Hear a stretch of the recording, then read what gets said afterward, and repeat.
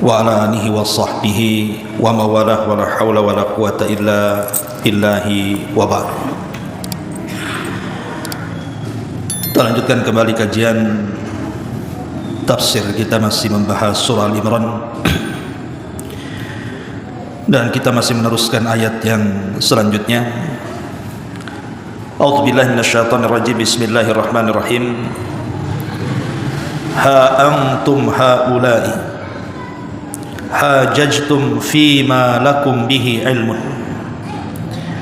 falima tuhajuna fima laysa lakum bihi ilmun wallahu ya'lamu wa antum la ta'lamun.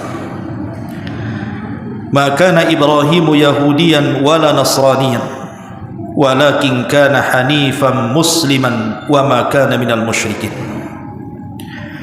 Inna awla an-nasi bi Ibrahima lalladzina ittaba'uhu wa hadha an-nabiy walladzina amanu wallahu waliyul mu'minin.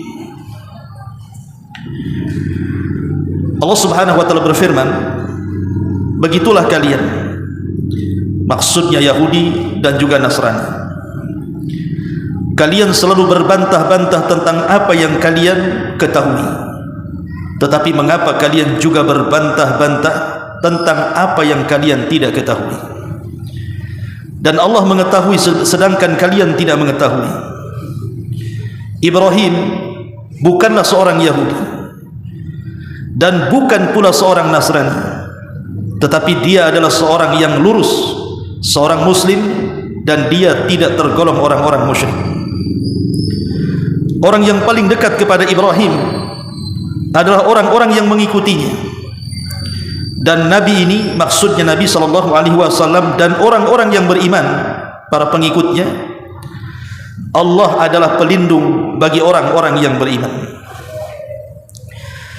Ma'asyiral muslimin yang dimuliakan Allah Subhanahu wa taala, ayat ini masih bicara tentang celaan kepada ahli kitab Yahudi dan Nasrani, yang mereka selalu berbantah-bantah antara mereka sendiri, antara orang Yahudi dengan Nasrani atau sebaliknya. Dan di sini Allah Subhanahu wa taala mengatakan, ha antum haula'i hajajtum fi ma lakum bihi ilmun. Begitulah kalian, kalian selalu berbantah-bantah tentang apa yang sudah kalian ketahui.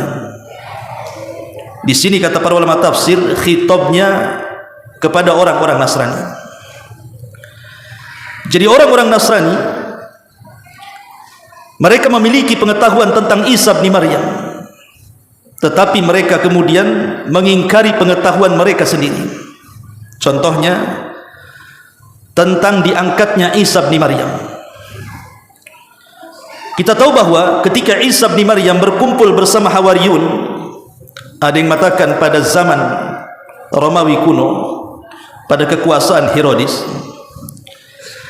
setelah orang-orang Yahudi berhasil membunuh Yahya Ibn Zakaria dengan memenggal kepalanya dan dijadikan mahar bagi wanita pelacur.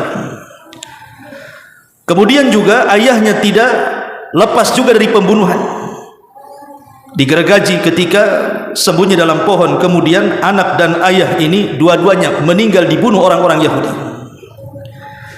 Maka orang-orang Yahudi tentu tidak akan tinggal diam mengetahui Isa bin Maryam, karena masih ada kerabat.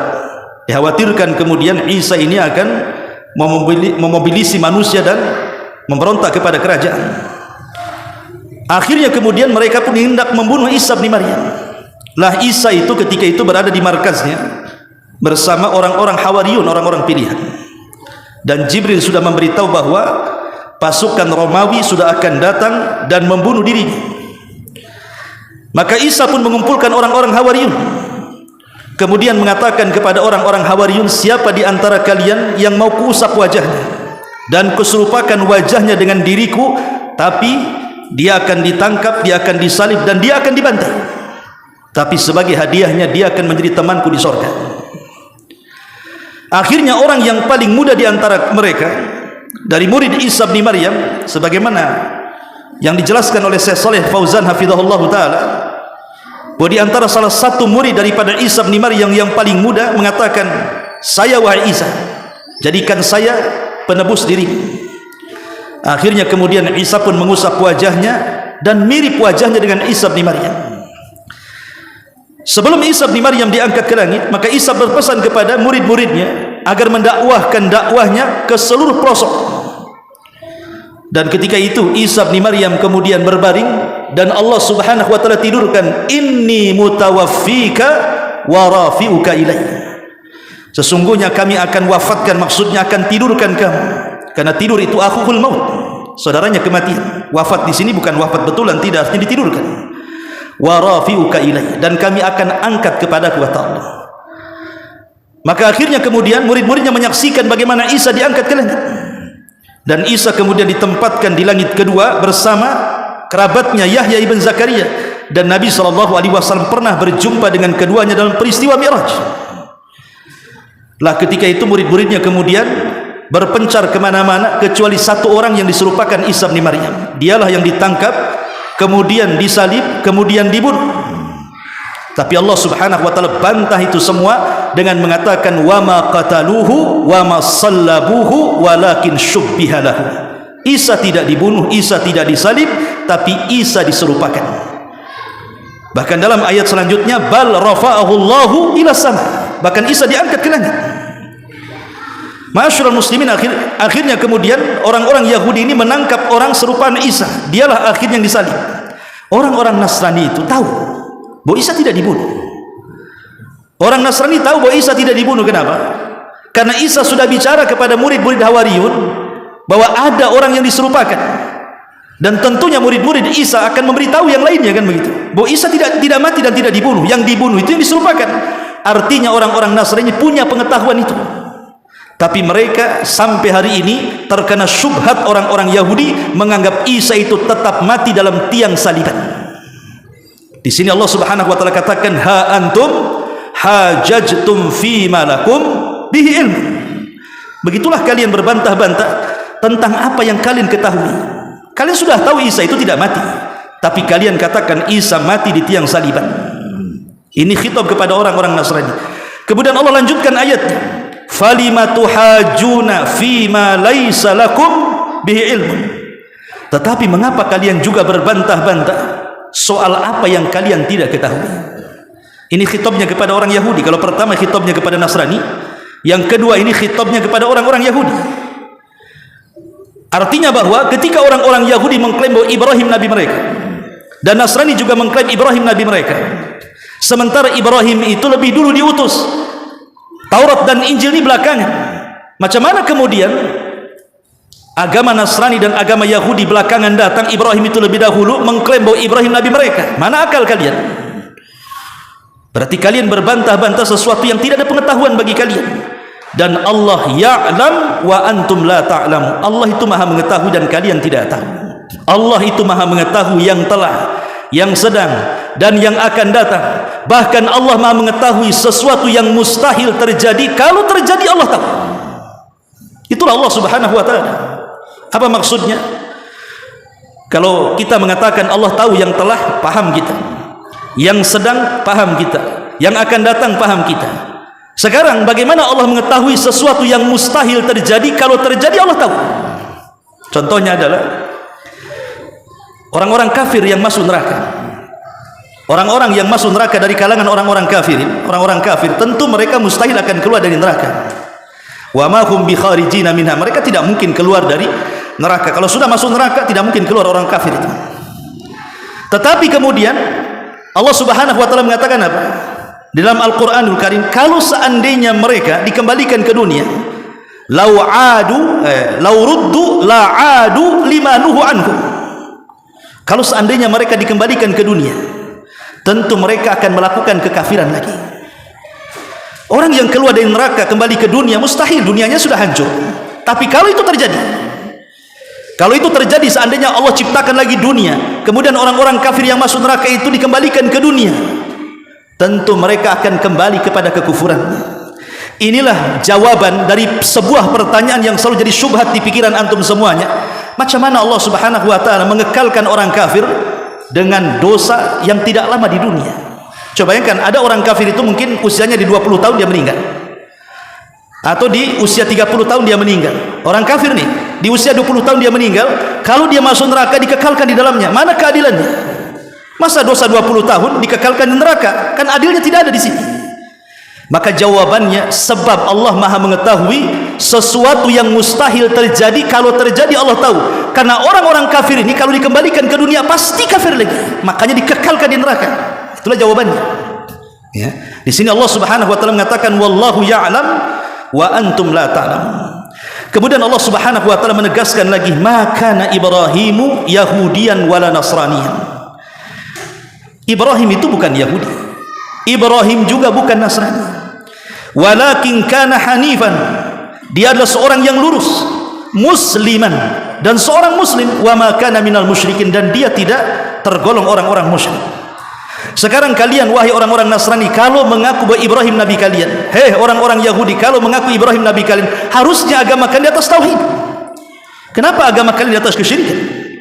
Nasrani menganggap Isa itu anak Tuhan, satu di antara 3 Tuhan, bahkan lebih ekstrim daripada itu, menganggap Isa adalah Tuhan.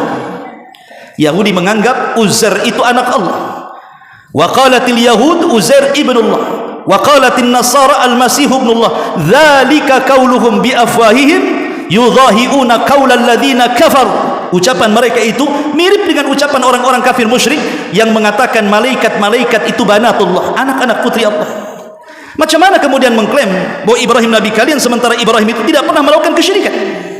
Ibrahim itu agamanya tauhid, tidak pernah mengkultuskan nabinya. Kita orang Islam tidak pernah mengutuskan Nabi kita Muhammad sallallahu alaihi wasallam. Makanya Rasul mengatakan la tutruni kama ataratin nasara Isa bin Maryam, innama ana abdun fakulu abdullah wa rasul. Jangan kalian ekstrim seperti orang-orang Nasrani yang mengatakan Isa bin Maryam itu putra Allah, tapi katakan saya itu hamba Allah dan Rasul. Begitulah agama yang lurus, agama yang tidak menyekutukan Allah. Makanya kemudian Allah katakan inna aulan nas bi Ibrahim, orang yang paling dekat kepada Ibrahim lalladzina tabauhu, adalah orang-orang yang mengikutinya. Siapa yang mengikutinya? Nabi kita Muhammad sallallahu alaihi wasallam, wa hadzan nabi walladzina amanu, dan orang-orang yang mengikuti Nabi. Kita umat Islam, kita umat Islam yang paling berhak mengklaim. Ketika orang-orang Nasrani mengklaim Ibrahim nabi mereka, Yahudi mengklaim nabi mereka, Islam juga mengklaim bahwa Ibrahim itu adalah nabi kita juga, karena agama kita mengikuti agama Ibrahim. Pengklaiman bisa saja kalian lakukan, tetapi burhan itu harus ada, bukti itu harus ada. Karena pengklaiman tanpa dalil itu, kata ulama syair mengatakan ad'iyah itu ya angan-angan saja. Kullu yadda'in waslan bil laila wal laila la tukir waslan bidzaka. Semua orang mengaku cinta dan mengatakan saya kekasihnya Laila, tapi si Laila berlepas diri dari cintanya. Silakan kalian mengaku, tapi buktilah yang akan memutuskannya. Dan Islam adalah bukti bahwa agama tauhid, agama yang tidak menyerukan kesyirikan, itulah agama Ibrahim. Sementara kalian Nasrani menyembah Isa bin Maryam dan Yahudi menyembah Uzair ibnullah. Hanya semata-mata Uzair itu hafal Taurat, kalian sembah. Jadi ketika Bukhtun Nasr itu satu di antara 4 raja yang pernah menguasai dunia. Al-Imam Qatadah, seorang ahli tafsir, mengatakan raja yang pernah menguasai dunia itu 4, 2 mukmin dan 2 kafir. Yang mukmin Dzulqarnain dan juga Nabi Allah Sulaiman, dan yang kafir Namrud dan Bukhtun Nasr. Bukhtun Nasr itu raja Babil. Pernah satu hari mereka datang dengan pasukan yang sangat besar, kemudian menghancurkan Palestina sehancur-hancurnya, bahkan membumi hanguskan orang-orang Yahudi, perempuan dan anak-anaknya dijadikan budak, dibawa ke Irak, dan laki-lakinya dibantai. Sehingga kemudian sebagian mereka akhirnya harus hijrah meminta suaka ke beberapa negara, salah satunya ya ke Madinah ya. Jadi ada seorang nabi namanya Uzair. Uzair ini lewat di sebuah perkampungan di Palestina. Dia melihat kok bisa kota yang tadinya indah, yang tadinya bagus, kok bisa roboh sampai ke para-parapnya, sampai ke akar-akarnya, seperti kota mati. Akhirnya kemudian Uzair ini merenung dan mengatakan kaifa yuhyi hadhillah ba'da mautiha. Macam mana Allah bisa membangun kembali kota yang sudah hancur ini? Maka Allah Subhanahu wa taala ala kulli syai'in qadir, ikhwan, atas segala sesuatu maha mampu. Maka fa amatahullahu mi'ata amin. Uzair pun ditidurkan 1 abad, 100 tahun. Ketika dia kemudian meletakkan makanan di samping dan minumannya, kemudian keledainya ditambatkan, dia pun tidur. 1 abad dia tidur. Setelah 1 abad dia bangun, makanannya nggak berubah, minumannya nggak berubah, keledainya yang mati. Ya 100 tahun diikat gak dikasih makan, ya matilah, tinggal tulang-tulangnya saja. Jadi Uzair bangun. Ketika bangun, Allah Subhanahu wa ta'ala memperlihatkan kekuasaannya. Tiba-tiba keledai yang sudah tulang belulang itu terangkai kembali. Entah dari mana dagingnya tiba-tiba menempel kembali tulangnya. Akhirnya betullah keledai itu menjadi keledai asli. Tiba-tiba berteriak seolah kiamat akan dibangkitkan. Maka di situ Allah ingin menunjukkan kalau keledai yang sudah mati saja Allah sanggup membangkitkan, macam mana pula kota, bagi Allah itu mudah. Maka Uzair melihat kota itu sudah ramai kembali, dan Allah Maha Kuasa. Dari situlah ketika Bukhtun Nasr menyerang Palestina, kan papan Taurat itu hilang, entah di mana, terkubur ataukah memang sudah dihancurkan, wallahu a'lam. Akhirnya kemudian Allah ilhamkan kepada Uzair, hafal Taurat dia di kepalanya. Disitulah Uzair mengajarkan Taurat. Akhirnya orang-orang Yahudi menganggap Uzair itu putra Allah. Musa saja tidak hafal Taurat, kok Uzair bisa hafal Taurat? Kalau bukan anak Allah, anak siapa? Akhirnya sejak itulah Yahudi menganggap Uzair itu anak Allah. Dan Allah katakan dalam surah At-Taubah, wa qalatil yahud Uzair ibnullah. Kalau hanya semata-mata menghafal Taurat kemudian orang dituhankan, umat Islam banyak yang menghafal Quran, kenapa tidak dituhankan? Si Musa kecil aja hafal Quran. Tak kita katakan dia anak Allah? Ya anak bapaknya lah kan gitu. Dari sini kita tahu bahwa agama yang betul-betul mengajarkan tauhid hanyalah Islam. Selain Islam itu semua di atas kekufuran dan kesyirikan. Padahal ahli kitab itu kan yang paling dekat dengan kebenaran, ikhwan. Kalau yang paling dekat dengan kebenaran karena mereka diberikan kitab Taurat dan Injil serta Zabur, macam mana selain daripada mereka? Majusi, Hindu, Buddha dan yang semacamnya. Tentu lebih di atas kesyirikan lagi. Maka agama yang betul-betul mengikuti Ibrahim hanyalah Islam. Makanya Allah mengatakan, inna awlan nas bi Ibrahim lalladzina taba'u wa hadzan nabiy walladzina amanu wallahu waliyul mu'minin. Orang-orang yang paling dekat kepada Ibrahim ialah orang-orang yang mengikutinya, dan inilah maksudnya Nabi Muhammad SAW. Dan orang-orang yang beriman, mereka lah orang yang berhak mengikuti Ibrahim, dan Allah pelindung bagi orang-orang yang beriman. Wallahu a'lam bishawab. Ini yang bisa disampaikan, mudah-mudahan manfaatnya. Subhanaka wa bihamdika, asyhadu an la ilaha illa anta, astaghfiruka wa atubu ilaik. Allahu taala alam. Assalamualaikum warahmatullahi wabarakatuh.